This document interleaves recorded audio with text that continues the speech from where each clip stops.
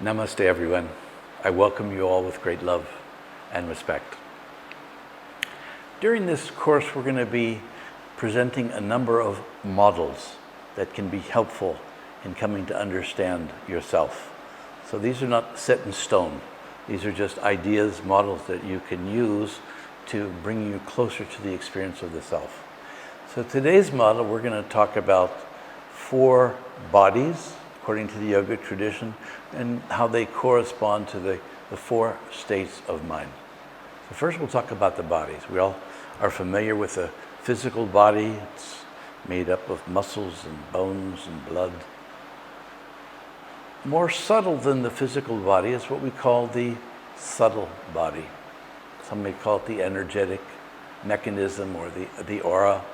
This is an energetic field within the physical body. It's composed of nadis, and this is the state, the body that we experience when we're in the state of sleep, of the dream state. More subtle than that is what we call the causal body. And this is the energetic field that gives rise to the subtle body and includes our conscious and subconscious mind. Beyond that is the witnessing state of consciousness, which we call the supra-causal body, or the essence of the self.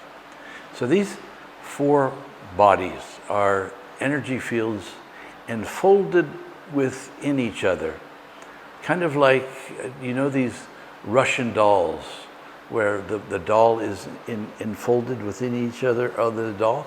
So these are progressively subtle layers of our being. Think about the physical body as the muscle, blood, bones, etc., etc. And the physical dimension is composed of something more subtle, cells. Body is made up of cells. These cells are made up of molecules. Molecules are made up of atoms and different elements, subatomic particles, and eventually scientists will find that underneath the quantum field is the state of pure consciousness. So we're all familiar with the waking state. This is when we're experiencing the external world.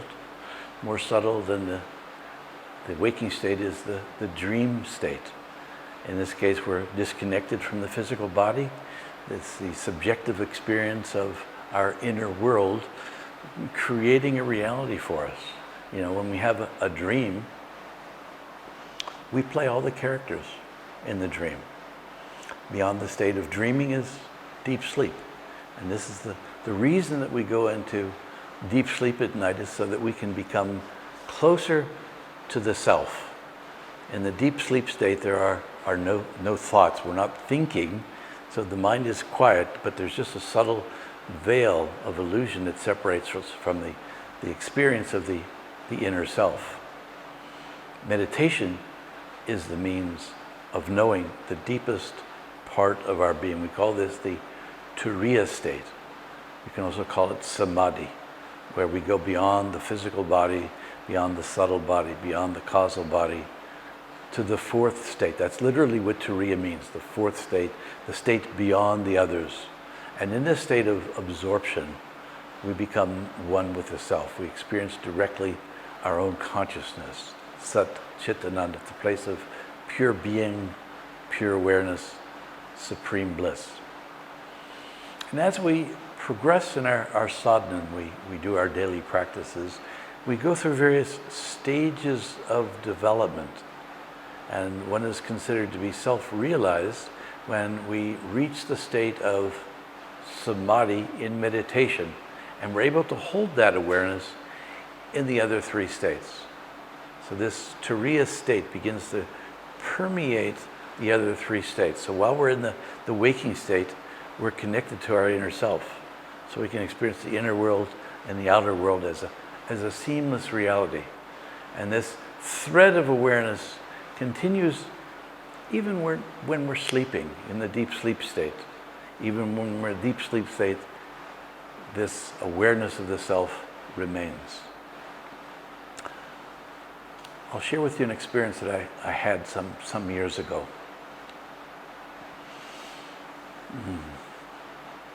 I was in a state of deep sleep. And in my field of awareness, a dream appeared. And it was as real as this waking state, that I was a soldier, maybe in a previous lifetime or simply as a dream. And I was in a valley. And as I looked up, the valley was surrounded by the enemy soldiers. And I knew that they were about to capture me, and it was not going to be pleasant. Before killing me, they were going to torture me. And I was conscious of being in this state. And I remember willing myself to wake up. So I made the choice, wake up from this dream. And I emerged in this reality. That reality in the dream state seemed as real as this reality.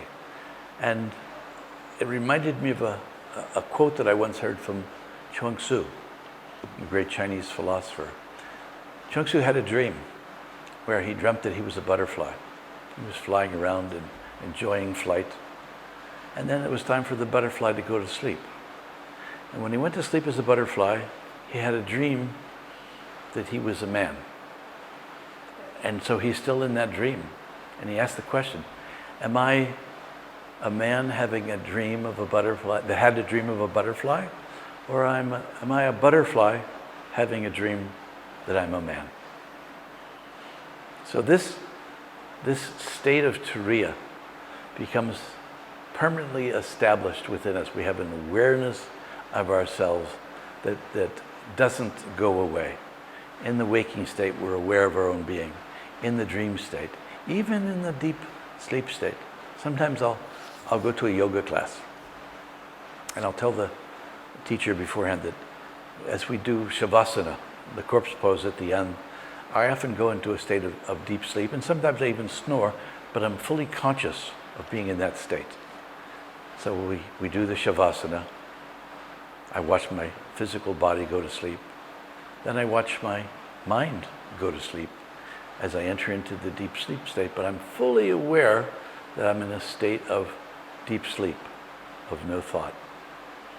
So this turiya state can become part of our permanent awareness. Ancient scripture called the Vidyanvaidava Tantra that encourages us to do a practice of watching the transition from one state to another. And I'm going to encourage you to do this practice. So when we go from the waking state to the dream state, there's a little window of opportunity there to penetrate the veil of illusion and come into the direct experience of our own inner self. So tonight when you go to sleep, I'm going to encourage you to try to be mindful. See if you can remain conscious as you go into the dream state. Then in the morning time when you wake up, there's also a window going from the sleep state to the waking state. There's an opportunity to once again pierce the veil of illusion and recognize the self. And that's one of the reasons it's so easy to meditate in the morning, that we're in an alpha state. We're in this state of almost in meditation, very close to the self. So I would encourage you when you get up in the morning, first thing you do is sit down and meditate. So that'll be your homework this week, to become aware of the four states and try to remain conscious in all four states. Namaste.